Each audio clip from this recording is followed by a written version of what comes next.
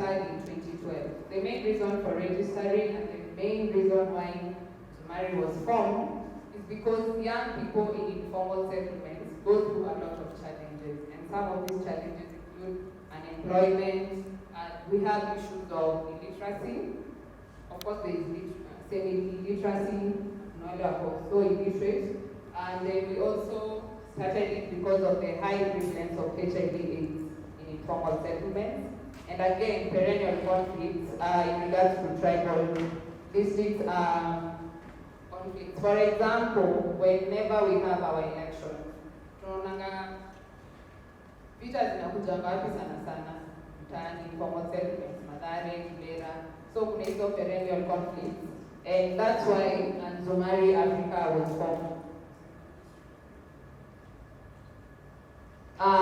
Of course, our mission is to empower using creative methodologies in order for them to fit in the dynamics of the evolving world. Most of our members are young people aged between 18 to 29 years. Like, that's our main focus, but we are not limited. Of course, we have young people, or rather youths 30, 35, 40 who are still part of us. Then our key principles are evidence-based, youth-centered programming. All our programs are youth-centered. Then gender transformative approaches. All our programs, we incorporate both genders, both the male and the female. Utilization of interactive and creative methodologies such as puppetry, music, and others. One of our main components at Nzumari Africa, we work with artists. Our main component is entertainment. And how we do our entertainment, we do community outreaches in the community. Like we mobilize people through puppetry performances. For example, if we want to raise awareness probably on mental health, first we start with maybe a skit to just gather the community, or a puppetry performance. Then from there, the people are able to say, once they are settled, then we do now a skit illustrating like something that affects the community at large. Then people are able to interact with the artists afterwards.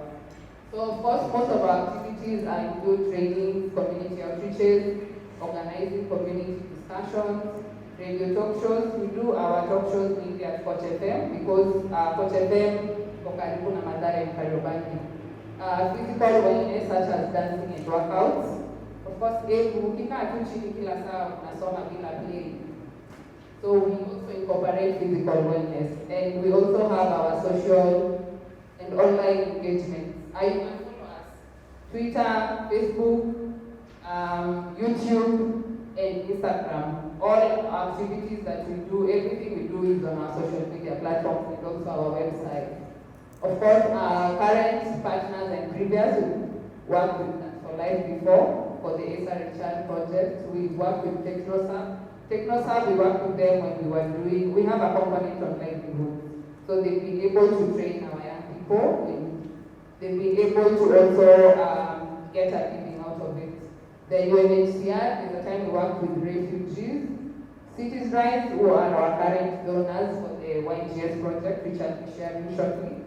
Basic needs are also part of our mental health project, government agencies, and National Council of Churches of Kenya. Actually, NCCK is what brought Nzumari to who we are now.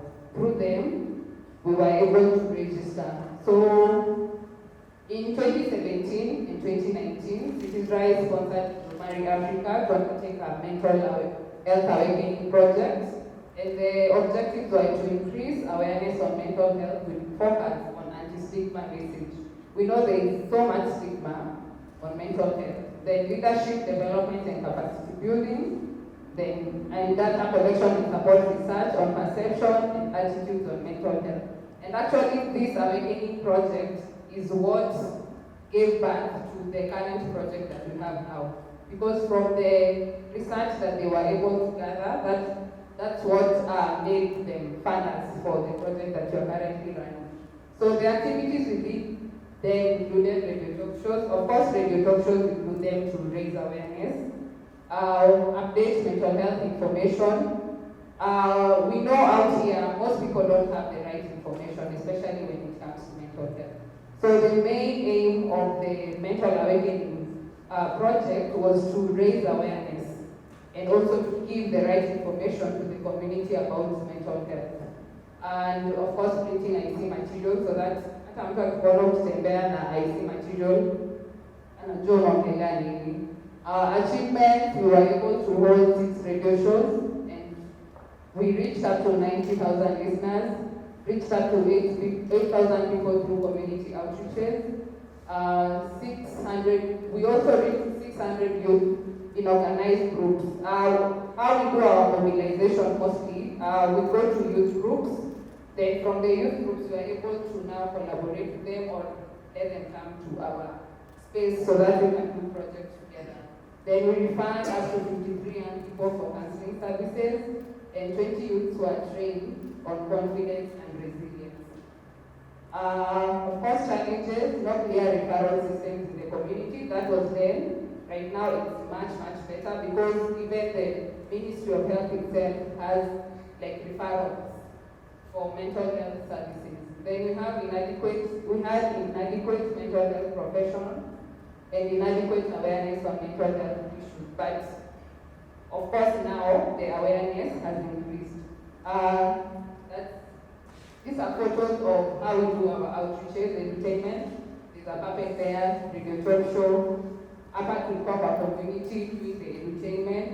Then here we have capacity building and training.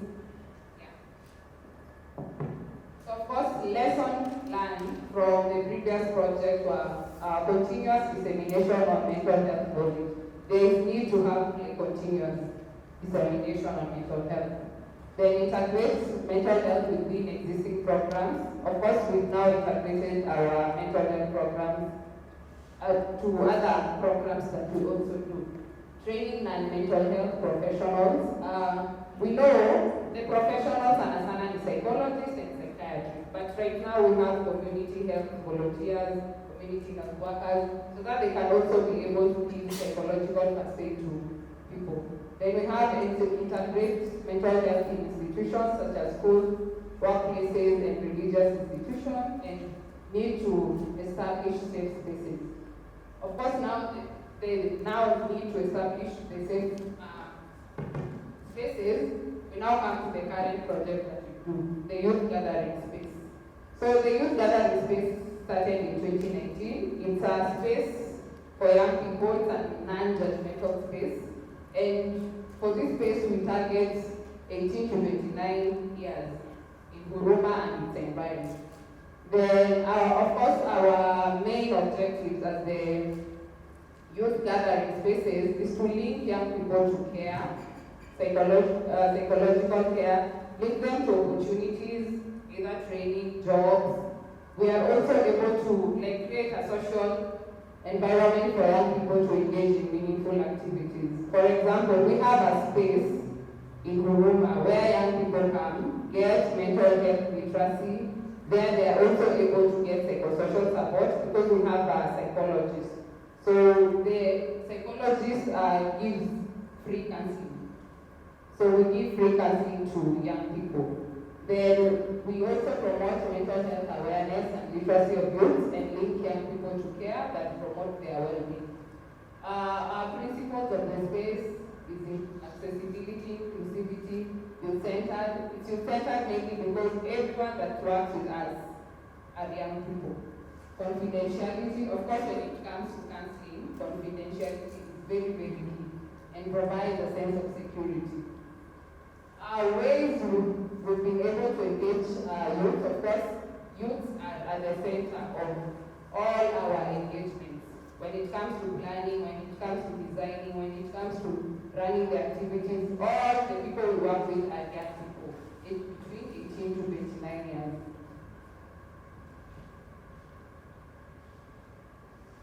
So how YGS promotes well-being in the community? Increase social connectedness. When the young people come to our space, they are able to link with their peers. And of course, once they link with their peers, they of course increase social connectedness. Enhance coping and resilience. This one we mainly do it like giving them information. Once you give information, especially on the mental health disorders, young people are able to know if probably I have a symptom of maybe isolating myself, not eating well, I am a little bit stressed. Because of the information they have, they already know they probably need to talk to someone or they probably need help. So, and that's how we enhance their coping and resilience. And of course, in the coping and resilience also we have trainings like capacity strengthening, where we offer skills. Of course, we have those skills as a person. Every normal human being has a skill in them. So for us to strengthen those skills, for example, maybe financial management. Of course, you know how to manage your finance, but sometimes we need like a little extra teaching or extra skill to know how to manage your finances better. Then access to a caring ecosystem. We offer individual counseling sessions, group therapy, support groups, and we also link youth to opportunities, as I earlier said. So this here we do like roundtable discussions, we have games at our space. Because we know young people love things that are engaging rather than Mwalimu students platform. For us, normally we do them we engage them in the process. So here is enhanced coping and resilience. For example, here we are targeting young mothers. So they are just being taken through a support group session. Then access to a caring ecosystem. Then of course our activities, performing arts, visual arts, indoor games. We have indoor games at our space. We have mentorship sessions from individuals who have portrayed resilience in their personal and professional life, where we invite them to come and speak to our young people. Mental health literacy, linkage, referral, care, and support. Of course, partners again, Cities Drive, Pacific Arts and Training, St. Daniel Nzumari Catholic Church, that's where we are based, so by default, those are our partners. Government agencies, Coach FM, where we do our radio talk shows, and youth groups in Huruma and its environment. Here we just have an illustration of how we engage our young people. So our achievements so far, we've had increased awareness on mental health, knowledge as a result of our mental health literacy session. And we do our mental health literacy session through expressive arts. Here we are able maybe to do a skit or a puppetry performance that relates to mental health. Maybe if it's an issue addressing depression, people are able to see and relate from the act. Then reduce stigma as a result of more awareness on the mental health of young people. Increase access to early intervention to help prevent mental health problems. For example, even as ourselves, now that we have information about mental health, we are able to prevent it better than someone who doesn't even have information about it.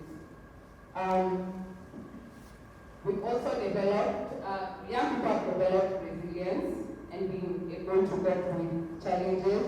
We strengthen capacity as a result of skills building sessions and partnered with Nakada, Vijana Pamoja and others to capacity build over 200 youths. Our young people are able to tell and share their mental health stories and best practices they are using to cope. When you go to our YouTube channel, we have something we call Story Yangu Campaign. This is where we are able to interview our beneficiaries and they are able to tell us their mental health experiences from the time they came to the space. They came there, probably some didn't know what mental health is. Now that they have that information, how has the information helped them? We have also provided psychosocial support for over 100 youths and provided a space where youth can gather and feel safe irrespective of their social, cultural, economic, or religious background. Overall, we've been able to reach to over 20,000 young people directly and over 40,000 indirectly through our social media platforms.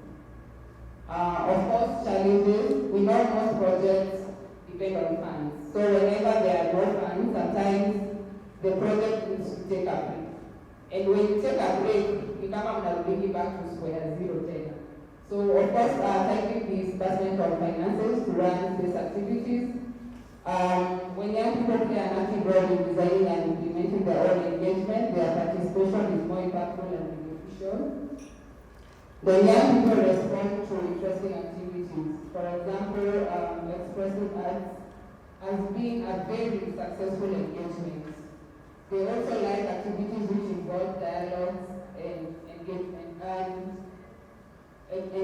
For example, debates, roundtable discussion. Whenever young people are able to converse or get involved in a discussion by themselves, it feels much better. Then of course, local partnerships have been very vital to our continued success. And we have partnered with other resourceful youth organizations, religious institutions, and education. For example, vocational institutes. We have, it's not really a vocational institute, but it's an institute that offers young people computer packages at a subsidized price.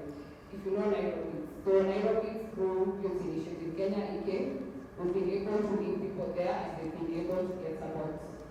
So, of course, support as an organization, offering skills to organizations such as writing proposals, mentoring young people from the area, supporting mobilizing of resources. Yes. And of course, key challenges that Nzumari Africa has experienced: inadequate resources, inadequate human resource, stigma on issues considered controversial. We know mental health awareness has increased, but there's still stigma. There's still stigma on mental health disorders, there's still stigma on issues of abortion. When you are talking about this I remember kuna maswali mob come up. There's still stigma in getting access to such information. There is a gap in resource mobilization and proposal writing. Achievements as an organization, we've been able to reach over 300,000 people plus. We've been able to also position Nzumari Africa as a resource center in Bogoma. We've also proven that young people can instigate change in their communities, and we've also fostered strong relationships with other like-minded individuals, organizations, and institutions. So that's what we've been able to do so far. That's Nzumari Africa, that's my GS project. Yeah, thank you. So we're going to have a very brief session, Q&A session. Do we have questions for the two presenters? Okay,